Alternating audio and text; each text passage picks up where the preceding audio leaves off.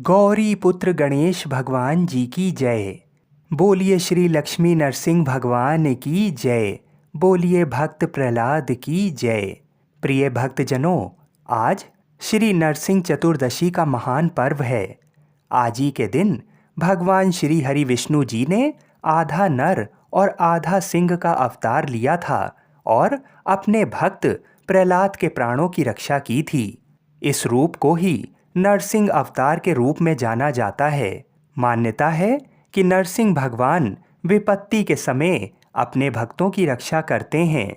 नरसिंह जयंती वैशाख महीने की शुक्ल पक्ष की चतुर्दशी को मनाई जाती है। माना जाता है कि नरसिंह भगवान हर बड़े संकट से बचाते हैं। जिन लोगों के जीवन में आर्थिक संकट बना हुआ है, शत्रु परेशान कर रहे हैं या फिर कोई रोग लगातार पीड़ा पहुंचा रहा है, तो ऐसे में नरसिंह जयंती पर माँ लक्ष्मी और भगवान नरसिंह जी की पूजा करने से अच्छे परिणाम मिलते हैं। साथ ही साथ आज के दिन नरसिंह भगवान की कथा को सुनने से सभी मनोकामनाएं पूर्ण हो जाती हैं और बड़े से बड़ा संकट टल जाता है। तो आप लोग बड़ी ही श्रद्धा और प्रसन्नचित मन से इन कथाओं को पूरा अवश्य सुनिएगा। पद्म पुराण के अनुसार प्राचीन समय में वैशाख महीने के शुक्ल पक्ष की चतुर्दशी तिथि पर भगवान नरसिंह प्रकट हुए थे। सतयुग में ऋषि कश्यप एक बार सूर्यास्त के समय पर जब संध्या वंदन कर रहे थे, तो उसी समय काम से पीड़ित हो महारानी दिति रति याचना करने लगीं। कश्यप जी ने कहा, सुनो देवी, अभी सूर्य अस्त की बेला है और सूर्य अस्त के समय पर भोजन नहीं करना चाहिए, शयन नहीं करना चाहिए, स्वाध्याय अर्थात पुस्तकों का अध्ययन नहीं करना चाहिए और स्त्री सहवास नहीं करना चाहिए। देखो देवी, सूर्यास्त के समय जो सहवास करता है उसके दुष्ट संतान होती है। ये समय तो मात्र भजन करने का होता है। इस प्रकार कश्यप जी ने बहुत समझाया, पर दिति अपने काम ज्वर को रोक ना सकीं और भगवत इच्छा मानकर कश्यप जी ने उन्हें गर्भ धारण कराया। काम ज्वर शांत होने के बाद दिति को पश्चाताप हुआ, महाराज, मुझसे बहुत बड़ा अपराध हो गया। अब आप ही बताइए कि मैं कैसे प्रायश्चित करूं। कश्यप जी ने बताया, देवी, तुम्हें ये जो ग्लानि हो रही है, यही तुम्हारा पश्चाताप है, यही प्रायश्चित है। पाप करने के बाद यदि पश्चाताप हो जाए तो जान लो प्रायश्चित हो गया। कश्यप जी ने कहा, देवी, सूर्यास्त के समय गर्भाधान करने से तुम्हें जो संतान प्राप्त होगी वह बड़ी दुष्ट होगी, पर तुमने अपने पाप का प्रायश्चित कर लिया है, इसलिए जो तुम्हारा पौत्र होगा वह प्रभु का ऐसा भक्त निकलेगा जो सबको तार देने वाला होगा। दिति महारानी गर्भवती हुई और उनके यहाँ 2 पुत्रों ने जन्म लिया, जिनका नाम हिरण्याक्ष और हिरण्यकश्यप पड़ा। ये दोनों जन्म लेते ही ऐसे बढ़ने लगे जैसे जंगल में लगी आग बढ़ती है। इनकी ऊंचाई आकाश को छूने लगी। हिरण्याक्ष भगवान ब्रह्मा से मिले। वरदान की वजह से बहुत अहंकारी हो गया था। अपनी शक्ति का प्रदर्शन करने के लिए वो भूदेवी को साथ लेकर पाताल में भगवान विष्णु की खोज में चला गया। भगवान विष्णु ने वराह अवतार में उसके साथ युद्ध किया और उसका विनाश कर दिया, लेकिन संसार के लिए खतरा अभी टला नहीं था, क्योंकि उसका भाई हिरण्यकश्यप अपने भाई की मौत का बदला लेने के लिए आतुर था। उसने देवताओं से बदला लेने के लिए अपनी असुरों की सेना से देवताओं पर आक्रमण कर दिया। हिरण्यकश्यप देवताओं से लड़ता, लेकिन हर बार भगवान विष्णु उनकी मदद कर देते।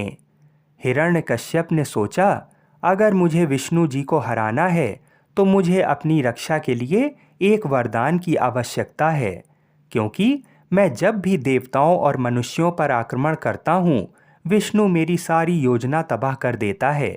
उससे लड़ने के लिए मुझे शक्तिशाली बनना पड़ेगा। अपने दिमाग में ऐसा विचार लेकर वो वन की तरफ निकल पड़ता है और भगवान ब्रह्मा की तपस्या में लीन हो जाता है। वो काफ़ी लंबे समय तक तपस्या में इसलिए रहना चाहता था ताकि वो भगवान ब्रह्मा से अमर होने का वरदान मांग सके। इस दौरान वो अपने और अपने साम्राज्य के बारे में भूलकर कठोर तपस्या में लग जाता है। इस दौरान इंद्रदेव को ये ज्ञात होता है कि हिरण्यकश्यप असुरों का नेतृत्व नहीं कर रहा है। इंद्रदेव सोचते हैं कि यदि इस समय असुरों को समाप्त कर दिया जाए तो फिर कभी वो आक्रमण नहीं कर पाएंगे। हिरण्यकश्यप के बिना असुरों की शक्ति आधी है। अगर इस समय इनको खत्म कर दिया जाए तो हिरण्यकश्यप के लौटने पर उसका आदेश मानने वाला कोई शेष नहीं रहेगा। ये सोचते हुए इंद्र देवों के साथ असुरों के साम्राज्य पर आक्रमण कर देते हैं। इंद्रदेव की अपेक्षा के अनुसार हिरण्यकश्यप के बिना असुर मुकाबले में कमजोर पड़ गए और युद्ध में हार गए। इंद्रदेव ने असुरों के कई समूहों को समाप्त कर दिया। हिरण्यकश्यप की राजधानी को तबाह कर इंद्रदेव ने हिरण्यकश्यप के महल में प्रवेश किया, जहां पर उनको हिरण्यकश्यप की पत्नी कयाधु नजर आईं। इंद्रदेव ने हिरण्यकश्यप की पत्नी को बंदी बना लिया ताकि भविष्य में हिरण्यकश्यप के लौटने पर उसके बंधक बनाने के लिए उपयोग कर पाए। इंद्रदेव जैसे ही कयाधु को इंद्रलोक लेकर जाने लगे, महर्षि नारद प्रकट हुए और उसी समय इंद्र को कहा, इंद्रदेव रुक जाओ, आप ये क्या कर रहे हो? महर्षि नारद इंद्रदेव के कयाधु को अपने रथ में ले जाते देख क्रोधित हो गए। इंद्रदेव ने नतमस्तक होकर महर्षि नारद से कहा, महर्षि, हिरण्यकश्यप के नेतृत्व के बिना असुरों पर आक्रमण किया है और मेरा मानना है कि असुरों के आतंक को समाप्त करने का यही समय है। वहाँ के विनाश को देखकर महर्षि नारद ने क्रोधित स्वर में कहा, ये सत्य है, मैं देख सकता हूँ, लेकिन ये औरत इसमें कहाँ से आई? क्या इसने तुमसे युद्ध किया? मुझे ऐसा नहीं लग रहा है कि इसने तुम्हारे विरुद्ध कोई शस्त्र उठाया है, फिर तुम उसको क्यों चोट पहुंचा रहे हो?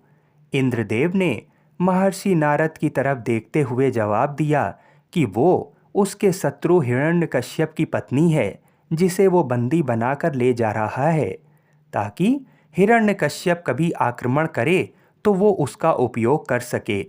महर्षि नारद ने गुस्से में इंद्रदेव को कहा कि केवल युद्ध जीतने के लिए दूसरों की पत्नी का अपहरण करोगे और इस निरपराध स्त्री को ले जाना महापाप होगा। इंद्रदेव को महर्षि नारद की बातें सुनने के बाद कयाधु को रिहा करने के अलावा कोई विकल्प नहीं था। इंद्रदेव ने कयाधु को छोड़ दिया और महर्षि नारद को उसका जीवन बचाने के लिए धन्यवाद दिया। महर्षि नारद ने पूछा कि असुरों के विनाश के बाद वो अब कहाँ रहेगी? कयाधु उस समय गर्भवती थी और अपनी संतान की रक्षा के लिए उसने महर्षि नारद को उसकी देखभाल करने की प्रार्थना की। महर्षि नारद उसको अपने घर लेकर चले गए और उसकी देखभाल की। इस दौरान वो कयाधु को विष्णु भगवान की कथाएं भी सुनाया करते थे, जिसको सुनकर कयाधु को भगवान विष्णु से लगाव हो गया था। उसके गर्भ में पल रहे शिशु को भी विष्णु भगवान की कहानियों ने मोहित कर दिया था। समय गुजरता गया। एक दिन स्वर्ग की वायु इतनी गर्म हो गई कि सांस लेना मुश्किल हो रहा था। कारण खोजने पर देवों को पता चला कि हिरण्यकश्यप की तपस्या बहुत शक्तिशाली हो गई थी, जिसने स्वर्ग को भी गर्म कर दिया था। इस असहनीय गर्मी को देखते हुए देव भगवान ब्रह्मा जी के पास गए और मदद के लिए कहा। भगवान ब्रह्मा को हिरण्यकश्यप से मिलने के लिए धरती पर प्रकट होना पड़ा। भगवान ब्रह्मा हिरण्यकश्यप की कठोर तपस्या से बहुत प्रसन्न हुए और उसे वरदान मांगने को कहा।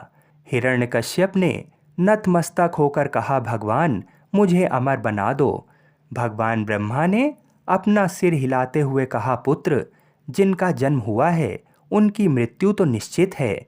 मैं सृष्टि के नियमों को नहीं बदल सकता, कुछ और मांग लो।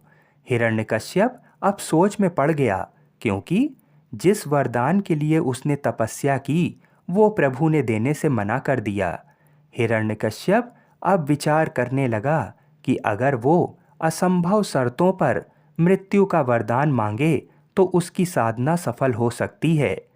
हिरण्यकश्यप ने कुछ देर और सोचते हुए भगवान ब्रह्मा से वरदान मांगा, प्रभु मेरी इच्छा है कि ना तो मुझे मनुष्य मार सके और ना ही जानवर, ना मुझे कोई दिन में मार सके और ना ही रात्रि में, ना मुझे कोई स्वर्ग में मार सके और ना ही पृथ्वी पर, ना मुझे कोई घर में मार सके और ना ही घर के बाहर, ना मुझे कोई अस्त्र मार सके और ना ही कोई शस्त्र। हिरण्यकश्यप का ये वरदान सुनकर एक बार तो ब्रह्मा जी चकित रह गए कि हिरण्यकश्यप का ये वरदान बहुत विनाश कर सकता है, लेकिन उनके पास वरदान देने के अलावा और कोई विकल्प नहीं था। भगवान ब्रह्मा ने तथास्तु कहते हुए मांगे हुए वरदान के पूरा होने की बात कही और वरदान देते ही भगवान ब्रह्मा अदृश्य हो गए। हिरण्यकश्यप खुशी से अपने साम्राज्य लौट गया और इंद्रदेव द्वारा किए विनाश को देखकर बहुत दुखित हुआ। उसने इंद्रदेव से बदला लेने की ठान ली और अपने वरदान के बल पर इंद्रलोक पर आक्रमण कर दिया। इंद्रदेव के पास कोई विकल्प ना होते हुए भी वो सभी देवों के साथ देवलोक चले गए। हिरण्यकश्यप अब इंद्रलोक का राजा बन गया। हिरण्यकश्यप अपनी पत्नी कयाधु को खोजकर घर लेकर आ गया। कयाधु के विरोध करने के बावजूद हिरण्यकश्यप मनुष्यों पर यातनाएं ढाने लगा और उसके खिलाफ आवाज उठाने वाला अब कोई नहीं था। अब कयाधु ने एक पुत्र को जन्म दिया जिसका नाम प्रहलाद रखा गया। बोलिए भक्त प्रहलाद की जय। जैसे जैसे प्रहलाद बड़ा होता गया वैसे वैसे हिरण्यकश्यप और अधिक शक्तिशाली होता गया। हालांकि प्रहलाद अपने पिता से बिल्कुल अलग था और किसी भी जीव को नुकसान नहीं पहुंचाता था। वो भगवान विष्णु जी का अगाध भक्त था और जनता उसके अच्छे व्यवहार की वजह से उससे प्यार करती थी। एक दिन शुक्राचार्य प्रहलाद की शिकायत लेकर हिरण्यकश्यप के पास पहुँचे और कहा, महाराज आपका पुत्र हम जो पढ़ाते हैं वो नहीं पढ़ता और सारा समय विष्णु जी के नाम में लगा रहता है। हिरण्यकश्यप ने उसी समय गुस्से में प्रहलाद को बुलाया और पूछा कि वो दिन भर विष्णु का नाम क्यों लेता रहता है। प्रहलाद ने जवाब दिया, पिताश्री भगवान विष्णु ही सारे जगत के पालनहार हैं, इसलिए मैं उनकी पूजा करता हूँ। मैं दूसरों की तरह आपके आदेशों को मानकर आपकी पूजा नहीं कर सकता। हिरण्यकश्यप ने अब शाही पुरोहितों से उसका ध्यान रखने को कहा और विष्णु का जाप बंद कराने को कहा, लेकिन कोई फर्क नहीं पड़ा। इसके विपरीत गुरुकुल में प्रहलाद दूसरे शिष्यों को भी इसी तरह विष्णु भगवान जी की आराधना करने के लिए प्रेरित करने लगे। हिरण्यकश्यप ने परेशान होकर फिर प्रहलाद को बुलाया और पूछा, पुत्र तुम्हें सबसे प्रिय क्या है? प्रहलाद ने जवाब दिया, मुझे भगवान विष्णु का नाम लेना सबसे प्रिय लगता है। अब हिरण्यकश्यप ने पूछा, इस सृष्टि में सबसे शक्तिमान कौन है? प्रहलाद ने फिर उत्तर दिया, तीनों लोकों के स्वामी और जगत के पालनहार भगवान विष्णु सबसे सर्वशक्तिमान हैं। अब हिरण्यकश्यप को अपने गुस्से पर काबू नहीं रहा और उसने अपने पहरेदारों से प्रहलाद को विष देने को कहा। प्रहलाद ने विष का प्याला पूरा पी लिया, लेकिन उसकी मृत्यु नहीं हुई। सभी व्यक्ति इस चमत्कार को देखकर अचंभित रह गए। अब हिरण्यकश्यप ने आदेश दिया कि प्रहलाद को बड़ी चट्टान से बांधकर समुद्र में फेंक दो, लेकिन फिर चमत्कार हुआ और रस्सियां अपने आप खुल गईं। भगवान विष्णु जी का नाम लेकर वो समुद्र जल से बाहर आ गया। इसके बाद एक दिन जब प्रहलाद भगवान विष्णु के ध्यान में मग्न थे, तब उस पर उन्मत्त हाथियों के झुंड को छोड़ दिया, लेकिन वो हाथी उसके पास शांति से बैठ गए। अब हिरण्यकश्यप ने अपनी बहन होलिका को बुलाया और कहा, बहन, तुम्हें भगवान से वरदान मिला है कि तुम्हें अग्नि से कोई नुकसान नहीं होगा। मैं तुम्हारे इस वरदान को परखना चाहता हूँ। मेरा पुत्र प्रहलाद दिन भर विष्णु जी का नाम जपता मेरा पुत्र प्रहलाद दिन भर विष्णु का नाम जपता रहता है और मुझसे सामना करता है। मैं उसकी सूरत नहीं देखना चाहता। मैं उसे मारना चाहता हूँ क्योंकि वो मेरा पुत्र नहीं है। मैं चाहता हूँ कि तुम प्रहलाद को गोद में बिठाकर अग्नि में बैठ जाओ। होलिका ने अपने भाई की बात स्वीकार कर ली। अब होलिका ने ध्यान करते हुए प्रहलाद को अपनी गोद में बिठाया और हिरण्यकश्यप को आग लगाने को कहा। हिरण्यकश्यप प्रहलाद के भक्ति की शक्ति को नहीं जानता था, फिर भी आग से प्रतिरक्षित होलिका जलने लग गई और उसके पापों ने उसको नाश कर दिया। जब आग बुझी तो प्रहलाद उस जली हुई जगह के मध्य में अभी भी ध्यान में बैठे हुए थे, जबकि होलिका कहीं भी नजर नहीं आई। अब हिरण्यकश्यप भी घबरा गया और प्रहलाद को ध्यान से खींचते हुए ले गया और चिल्लाते हुए बोला, तुम कहते हो तुम्हारा विष्णु हर जगह है, बताओ अभी विष्णु कहाँ पर है? वो पेड़ के पीछे है या मेरे महल में या इस खम्बे में है? मुझे बताओ। प्रहलाद ने अपने पिता की आंखों में आंखें मिलाकर कहा, हाँ पिताश्री, भगवान विष्णु हर जगह पर हैं। क्रोधित हिरण्यकश्यप ने अपनी गदा से खम्बे पर प्रहार किया और गुस्से से कहा, तो बताओ वो कहाँ है? हिरण्यकश्यप दंग रह गया और देखा कि वो स्तंभ चकनाचूर हो गया और उस स्तंभ से एक क्रूर पशु निकला जिसका मुंह शेर का और शरीर मनुष्य जैसा था। हिरण्यकश्यप उस आधे पशु और आधे मानव को देखकर पीछे हट गया। तभी उस आधे पशु और आधे मानव ने जोर से कहा, मैं नारायण का अवतार नरसिंह हूँ और मैं तुम्हारा विनाश करने आया हूँ। हिरण्यकश्यप उसे देखकर जैसे ही बचकर भागने लगा, तभी नरसिंह ने पंजों से उसे जकड़ लिया।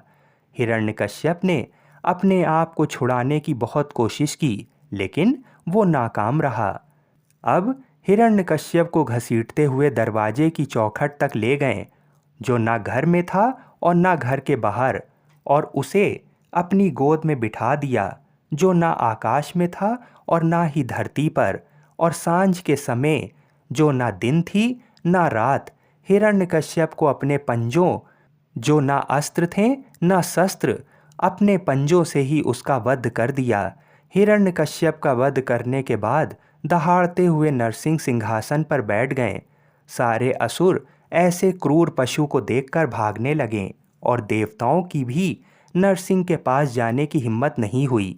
अब बिना डरे हुए प्रहलाद आगे बढ़े और नरसिंह से प्यार से कहा, प्रभु, मैं जानता हूँ कि आप मेरी रक्षा के लिए आए हो। नरसिंह भगवान ने मुस्कुराकर जवाब दिया, हाँ पुत्र, मैं तुम्हारे लिए ही आया हूँ। तुम चिंता मत करो। तुम्हें इस कथा का ज्ञान नहीं है कि तुम्हारे पिता मेरे द्वारपाल विजय हैं। उन्होंने एक श्राप के कारण पृथ्वी पर जन्म लेना पड़ा था और 3 और जन्मों के पश्चात उसे फिर वैकुंठ में स्थान मिल जाएगा। इसलिए तुम्हें चिंता करने की कोई आवश्यकता नहीं है। प्रहलाद ने अपना सिर हिलाते हुए कहा, प्रभु, अब मुझे कुछ नहीं चाहिए। नरसिंह ने अपना सिर हिलाया और कहा, नहीं पुत्र, तुम जनता पर राज करने के लिए बने हो और तुम अपनी जनता की सेवा करने के पश्चात वैकुंठ आना। प्रहलाद अब असुरों का उदार शासक बन गए, जिसने अपने शासनकाल के दौरान प्रसिद्धि पाई और असुरों के पुराने क्रूर तरीके समाप्त कर दिए। बोलिए श्री लक्ष्मी नरसिंह भगवान की जय। बोलिए भक्त प्रहलाद की जय। हिरण्यकश्यप के वध के बाद भगवान नरसिंह और भक्त प्रहलाद के बीच बड़ी ही ज्ञान की बातें हुईं। अब हम उन्हीं बातों को आपको सुनाने जा रहे हैं। आप लोग बड़े ध्यान से सुनिएगा। हिरण्यकशिपु का वध करने के बाद सब देवता लोग आ गए। ब्रह्मा शंकर जी भी आए। तब नारद मुनि सब ने कहा कि भाई, भगवान नरसिंह अवतार लिए हैं, उनकी स्तुति करें, अभिनंदन करें, उनका धन्यवाद करना चाहिए। उन्होंने इतना बड़ा कार्य किया है, इसलिए आप सब जाएं उनके पास। देवताओं ने पहले ही मना कर दिया। देवताओं ने कहा, अभी तो भगवान नरसिंह बड़े क्रोध में हैं, हमसे उनका ये स्वरूप देखा नहीं जा रहा है। हम सब देवता उनके इस स्वरूप से भयभीत हैं, अतः हम नहीं जाएंगे। तो कौन जाएगा, ये प्रश्न हुआ। तो सबने शंकर जी को कहा कि महाराज आप जाइए, आप तो प्रलय करने वाले हैं। तब शंकर जी ने कहा, नहीं नहीं, मेरी हिम्मत नहीं है, मैं नहीं जा सकता। तब ब्रह्मा जी से कहा गया, आप तो सृष्टिकर्ता हैं, आपकी दुनिया है, आपके लिए ही तो आए हैं। ब्रह्मा जी कहते हैं ये सब तो ठीक है, लेकिन मैं तो नहीं जाऊंगा। तब सबने माँ लक्ष्मी से कहा कि आप नरसिंह जी के पास जाइए, हो सकता है लक्ष्मी जी को देखकर नरसिंह भगवान का क्रोध उतर जाए, जो विराट रूप इनका है वह विराट रूप शांत हो जाएगा और मुस्कुराहट वाला रूप आ जाएगा, इसलिए लक्ष्मी जी से कहा गया। तब लक्ष्मी जी ने कहा, मेरी हिम्मत नहीं है जाने की, नरसिंह भगवान का वह स्वरूप देखा नहीं जा रहा है मुझसे, वो अनंत कोटि सूर्य के समान प्रकाश हैं, वह क्रोध भी है। फिर सब लोग हार गए, कोई भी तैयार नहीं हुआ। तब नारद जी ने सुझाव दिया। नारद जी ने कहा कि प्रहलाद को भेजो। प्रहलाद के पास सब लोग गए और कहा, बेटा तुम्हारे पिता को मार करके नरसिंह भगवान खड़े हैं, उनके पास जाओ। प्रहलाद जी को डर नहीं लगा, वो आराम से नरसिंह भगवान के पास पहुंच गए। उस वक्त प्रहलाद जी 6 वर्ष के थे। जब वह गए नरसिंह भगवान के पास, तो भगवान का जो विराट स्वरूप था, आंतों की माला पहने हुए, खून से लथपथ नाखून थे, तो प्रहलाद को देखकर मुस्कुराने लगे। फिर समस्त देवी देवता ब्रह्मा शंकर आदि नरसिंह भगवान के पास जाकर उनकी स्तुति व अभिनंदन करने लगे। तब नरसिंह भगवान ने प्रहलाद जी से कहा, बेटा वर मांगो, जो कुछ मांगोगे वह सब मैं देने को तैयार हूँ, सब मांगते हैं तुम भी मांगो। तब प्रहलाद ने मन ही मन कहा, अच्छा आप मुझे मूर्ख बना रहे हैं। प्रहलाद जी कहते हैं, हे प्रभु, जो दास कुछ भी कामना लेकर जाता है स्वामी के पास, तो वह दास नहीं है, वह तो व्यापारी है। ऐसा व्यापार तो हमारे संसार में रोज होता है। हमने 10 दिया तो उसने 10 की मिठाई दी, ये तो व्यापार है। दास तो केवल दासता करता है। प्रहलाद जी कहते हैं कि अगर प्रभु आप देना ही चाहते हैं और अगर आपकी आज्ञा है कि मेरी आज्ञा माननी ही पड़ेगी, तो ऐसा कोई आप आदेश हो तो प्रभु ये वर दीजिए कि मैं आपसे कुछ ना मांगूं। ऐसा मेरा अंतःकरण कर दीजिए कि कभी मांगने की बुद्धि पैदा ही ना हो, वर्तमान में तो नहीं प्रभु, लेकिन आगे भी ना हो ऐसा वर दीजिए, क्योंकि मैं तो अकाम हूँ, मैं तो सेवा चाहता हूँ, मैं कुछ मांगने नहीं आया हूँ। प्रभु ये कामना ऐसी बुरी चीज़ है कि अगर कामना पैदा हो गई तो इंद्रियां, मन, प्राण, आत्मा, धर्म, धैर्य, लज्जा, श्री, तेज, सत्य सब नष्ट हो जाते हैं। ये कामना की बीमारी मुझको नहीं है, इसलिए आप देना ही चाहते हैं तो मुझे ऐसा वर दीजिए कि कामना कभी पैदा ना हो। नरसिंह भगवान मुस्कुराने लगे। उन्होंने कहा कि ठीक है, जैसा तू कहता है वैसा ही होगा। तुम एक मनवंतर राज्य करो, यानी लगभग 30 करोड़ वर्ष तक राज्य करो। ये आज्ञा नरसिंह भगवान ने प्रहलाद को दी। ऐसा कहकर भगवान अंतर्ध्यान हो गए। ये आज्ञा नरसिंह भगवान ने प्रहलाद को दी। ऐसा कहकर भगवान अंतर्ध्यान हो गए और सब लोगों ने कहा कि बोलिए नरसिंह भगवान की जय, बोलिए श्री लक्ष्मी माता की जय, बोलिए लक्ष्मी नरसिंह भगवान की जय, बोलिए भक्त प्रहलाद की जय, बोलिए श्री सीताराम जी महाराज की जय, बोलिए श्री सीताराम जी महाराज की जय। आइए अब मनोकामनाओं को पूरी करने वाली बृहस्पति देव जी की कथा को सुनते हैं। प्राचीन काल में एक ब्राह्मण रहता था। वह बहुत निर्धन था, उसके कोई संतान नहीं थी। उसकी स्त्री बहुत मलिनता के साथ रहती थी। वह ना तो स्नान करती, ना किसी देवता का पूजन करती थी। इससे ब्राह्मण देवता बड़े दुखी थे। बेचारे बहुत कुछ कहते थे, किंतु उसका कुछ परिणाम नहीं निकलता था। भगवान की कृपा से ब्राह्मण की स्त्री के कन्या रूपी रत्न पैदा हुआ। कन्या बड़ी होने पर प्रातः स्नान करके विष्णु भगवान का जाप व बृहस्पतिवार का व्रत करने लगी। अपने पूजन पाठ को समाप्त करके विद्यालय जाती तो अपनी मुट्ठी में जौ भर कर ले जाती और पाठशाला के मार्ग में डालती जाती। जब वह पाठशाला से लौटती तो ये जौ स्वर्ण के हो जाते थे और वह लौटते समय उनको बीनकर घर ले जाती थी। एक दिन वह बालिका सूप में उस सोने के जौ को फटक कर साफ कर रही थी कि उसके पिता ने ये करते हुए देख लिया और कहा, बेटी, सोने के जौ के लिए सोने का सूप होना चाहिए। दूसरे दिन बृहस्पतिवार था। इस कन्या ने बृहस्पतिवार का व्रत रखा और बृहस्पति देव से प्रार्थना करके कहा, मैंने आपकी पूजा सच्चे मन से की हो तो मेरे लिए सोने का सूप दे दो। बृहस्पति देव ने उसकी प्रार्थना स्वीकार कर ली। रोजाना की तरह वह कन्या जौ फैलाती हुई जाने लगी। जब लौटकर जौ बीन रही थी तो बृहस्पति देव की कृपा से सोने का सूप मिला। उसे वह घर ले आई और उसमें जौ साफ करने लगी, परंतु उसकी माँ का वही ढंग रहा।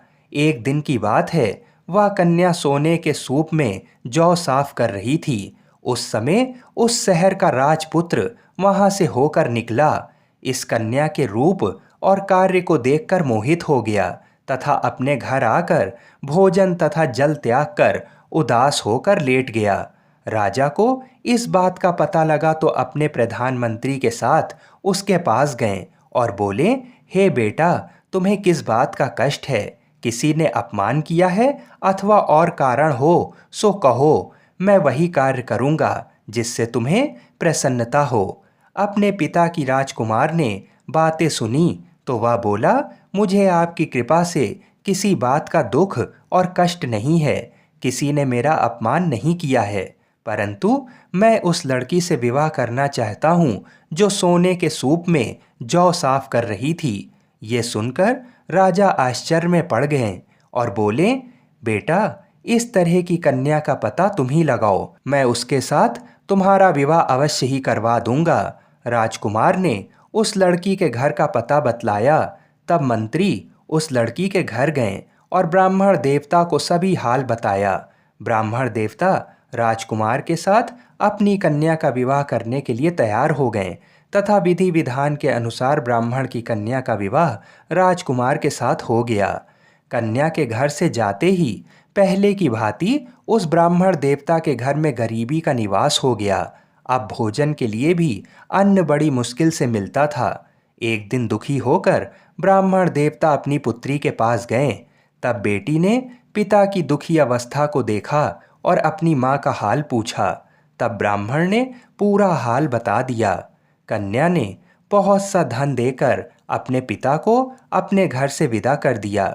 इस तरह ब्राह्मण का कुछ समय सुखपूर्वक व्यतीत हुआ। कुछ दिन बाद वह फिर वही हाल का हो गया। ब्राह्मण फिर अपनी कन्या के यहाँ गया और सारा हाल कहा तो लड़की बोली, हे पिताजी, आप माता को यहाँ लिवा लाओ, मैं उसे विधि बता दूंगी जिससे गरीबी दूर हो जाए। वह ब्राह्मण देवता अपनी स्त्री को साथ लेकर पहुँचे तो अपनी माँ को वह लड़की समझाने लगी, हे माँ, तुम प्रातःकाल प्रथम स्नान आदि करके विष्णु भगवान का पूजन करो तो तुम्हारी सब दरिद्रता दूर हो जाएगी। परंतु उसकी माँ ने एक भी बात नहीं मानी और प्रातःकाल उठकर अपनी पुत्री के बच्चों की जूठन को खा लिया। इससे उसकी पुत्री को भी बहुत क्रोध आया और एक रात को कोठरी से सभी सामान निकाल दिया और अपनी माँ को उसमें बंद कर दिया। प्रातःकाल उसे निकाला तथा स्नान आदि करा के पाठ करवाया तो उसकी माँ की बुद्धि ठीक हो गई और फिर प्रत्येक बृहस्पतिवार को व्रत रखने लगी। इस व्रत के प्रभाव से उसके माँ बाप बहुत ही धनवान और पुत्रवान हो गए और बृहस्पति जी के प्रभाव से इस लोक के सुख भोग कर स्वर्ग को प्राप्त हुए। आप सभी लोग बड़ी ही श्रद्धा और प्रेम से बोलिए, विष्णु भगवान की जय। हम ऐसी मंगल कामना करते हैं कि भगवान श्री लक्ष्मी नारायण जी और बृहस्पति देव जी तथा भगवान शिव और माता पार्वती हम सभी की मनोकामनाओं को अवश्य ही पूर्ण करें। हर हर महादेव।